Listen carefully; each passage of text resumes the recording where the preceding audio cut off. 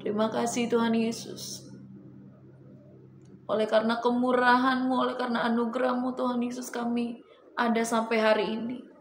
Terima kasih Tuhan Yesus untuk kasih-Mu yang begitu besar atas setiap kami. Kami sungguh bersyukur mempunyai Allah yang ajaib seperti Engkau Tuhan. Allah yang begitu mengasihi setiap kami. Terima kasih Bapa, saat ini kami rindu diperbaharui oleh firman-Mu.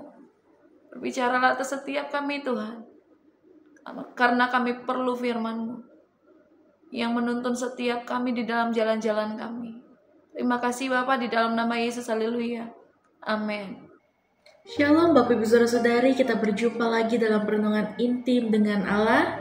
Pada hari ini, hari Minggu tanggal 12 Januari 2025, kita akan mendengarkan dan merenungkan sebagian daripada firman Tuhan yang bertemakan Dia adalah Allah.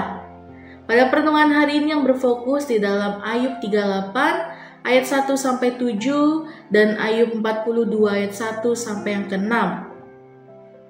Lalu pembacaan kitab kita dalam satu tahun ini yaitu di dalam Kejadian pasal 34 sampai pasal 36. Saya harap Bapak Ibu Saudara-saudari dapat membacanya terlebih dahulu. Saya akan bacakan dalam Ayub 38 ayat 2, demikian firman Tuhan. Di manakah engkau ketika aku meletakkan dasar bumi? Ceritakanlah kalau engkau mempunyai pengertian. Lalu di dalam Ayub 42 ayat yang kedua, demikian firman Tuhan. Aku tahu bahwa engkau sanggup melakukan segala sesuatu dan tidak ada rencanamu yang gagal. Ketika kita merenungkan siapa Allah, ada satu kebenaran yang mendasar. Dia adalah Allah yang berdaulat atas segalanya. Dia adalah pencipta langit dan bumi, yang memegang kendali atas setiap hal kecil maupun besar di dalam kehidupan kita. Dalam kekuasaannya, Dia tetap penuh kasih, setia, dan hadir di tengah-tengah umatnya. Namun seringkali kita lupa akan kehadirannya. Ketika badai kehidupan datang, kita cenderung fokus pada masalah, bukan pada Allah yang mampu menenangkan badai. Kita sibuk berusaha mengendalikan situasi, lupa bahwa ada pribadi yang jauh lebih besar dan lebih berkuasa dari kita. Kadang kita bertanya-tanya, mengapa sesuatu terjadi dalam hidup ini? Kita mencari jawaban atas penderitaan, kesulitan, atau ketidakpastian yang kita alami. Namun di tengah pergumulan itu ada sebuah kebenaran yang jauh lebih penting untuk kita pegang. Dia adalah Allah dan kita bukan.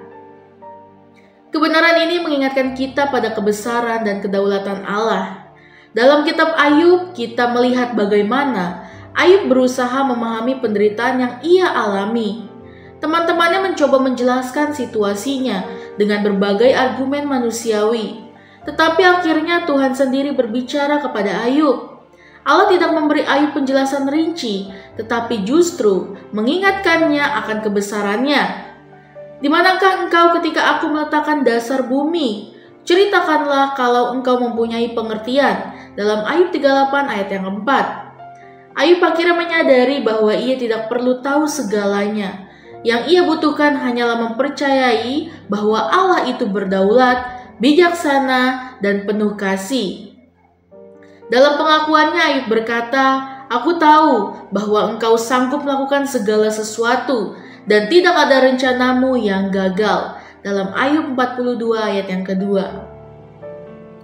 Ketika kita dihadapkan pada situasi yang sulit atau tidak dapat kita pahami, mungkin kita tergoda untuk mencari-cari siapa yang bertanggung jawab atau mengapa hal ini terjadi. Namun fokus kita seharusnya bukan pada mengapa, tetapi pada siapa. Siapa Allah itu?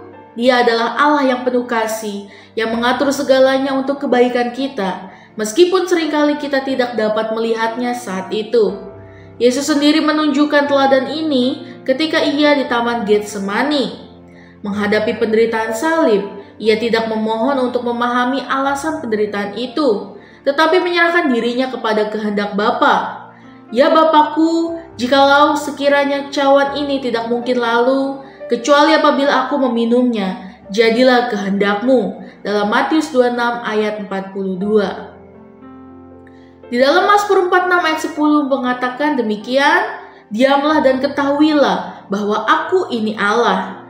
Mengundang kita untuk berhenti sejenak, melepaskan segala kekhawatiran, dan menyadari Dia adalah Allah. Diamlah di sini bukan berarti pasif, melainkan sebuah tindakan iman untuk percaya kepada Allah. Dia menginginkan kita untuk bersandar padanya, mengakui kebesarannya, dan mempercayai bahwa Dia bekerja dalam setiap situasi, bahkan yang tampaknya mustahil. Seperti Ayub, ketika kita menyadari kebesaran Allah, respon yang benar adalah merendahkan diri di hadapannya. Ayub bertobat dari kesombongan dan sikap mempertanyakan Tuhan, lalu dia menyembahnya dengan penuh kerendahan hati. Kita pun diajak untuk menaruh kepercayaan kita sepenuhnya kepada Tuhan, yang selalu bekerja dalam hidup kita untuk kebaikan. Renungan ini mengingatkan kita bahwa Allah adalah yang berdaulat. Bahkan ketika kita tidak memahami jalannya, dalam penderitaan, mungkin kita juga seperti Ayub, bertanya mengapa, namun kita diundang untuk mempercayai Allah yang mengatur segala sesuatu dengan hikmat yang sempurna. Kedaulatan Allah tidak pernah salah dan rencananya tidak pernah gagal. Refleksi kita pada hari ini, renungkanlah kebesaran Allah setiap hari, terutama melalui alam ciptaan dan firman-Nya.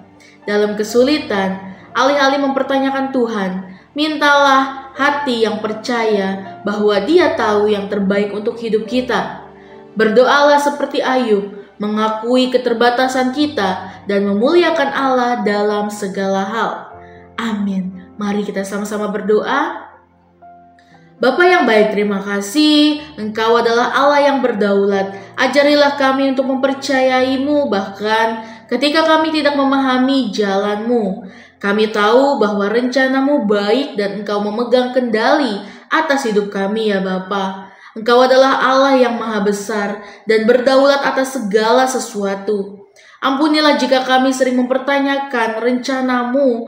Ajarilah kami untuk percaya penuh kepadamu dan menyembah-Mu dalam setiap keadaan.